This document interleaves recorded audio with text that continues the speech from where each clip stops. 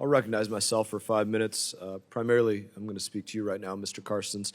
You have the perspective of just time-wise of multiple administrations. And I want to start with this and maybe even go beyond the administrations that you've worked in. Carrots and sticks are things that you deal with in trying to get back those wrongfully detained. And when you look at this, how many of those nations in either administration would you say were recipients of U.S. carrots already, U.S. aid, U.S. grants, U.S. whatever, from a number of different agencies? How many of these countries that, whether it's the 40 plus you've dealt with in the Biden administration or previously, that are already receiving some kind of American support? Mr. Chairman, that might be a little bit outside the scope of my duties here, but let me see if I can scratch the itch here. Most of the countries, I would say, we don't really have a great relationship. As I think I was joking with you a few days ago, the Canadians aren't taking our Americans. It's usually some people that are a little bit tougher on us. And so we're not necessarily providing assistance or aid to those countries. There are countries like, I think you mentioned Afghanistan, where the United States is working through broader policy issues, and there might be humanitarian assistance, for example, that's applied. But I think in terms of humanitarian assistance, having spent time in the human rights field as well, we're always very interested in taking care of the most vulnerable and by providing them with humanitarian assistance regardless of the situation involved. But I think in terms of tying it into the broader policy, I might actually in a way flip that, and I would say that some of the success that my office has had is by trying to distance itself from some of those broader policy discussions so that we can silo it off and have those conversations that focus purely on the hostages. But your point is well taken. Not that you have the authority to unilaterally Correct. end some level of assistance, but Yes, given sir. the fusion cell, given everybody, this is a whole of government approach meant to bring all options to bear on anybody that is holding Americans wrongfully. So it still bears as a part of what could be the negotiation. And I would ask one more specific question on this before I move to a different topic. Can you identify specifically any that you have had to deal with in either administration that you've worked in where they specifically rejected the idea of some kind of aid or having some aid taken away from them, said we're not interested in that as a negotiation, we just want this person or this group of persons or whatever?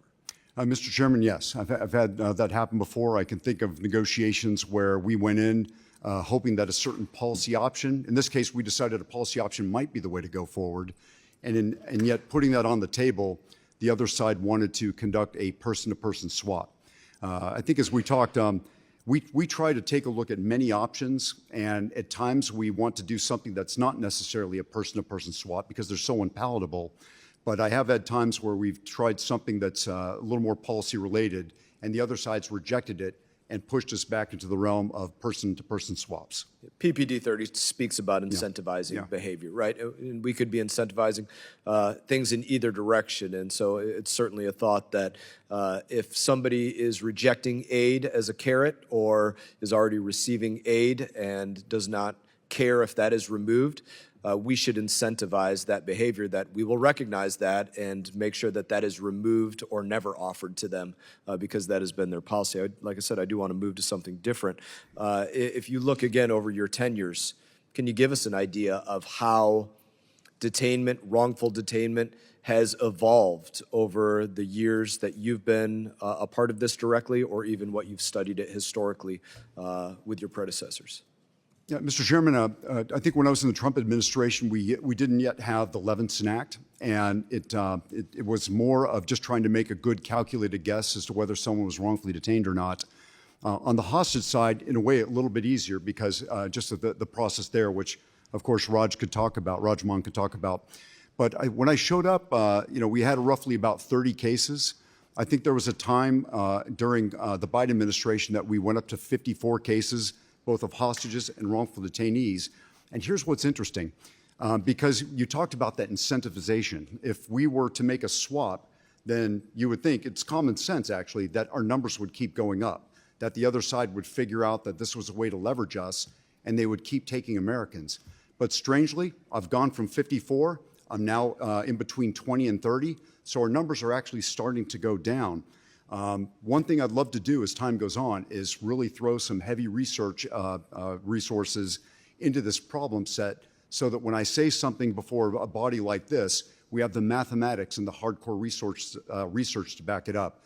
But right now, what I can tell you is when I showed up without the 11th snack, we had roughly 30. We went up to a point of 54, and now we're down hovering between 20 and 30, depending on how you slice and dice that. Very good. I will now. Okay, we do have the request to add a member. Chair asks unanimous consent that the gentleman from Texas, Mr. Cloud, be allowed to sit on this dais and participate in today's hearing. Without objection, so ordered. Now the chair will recognize Mr. Allred for 5 minutes. Well, thank you, Mr. Chairman. I want to thank you for holding this important hearing and for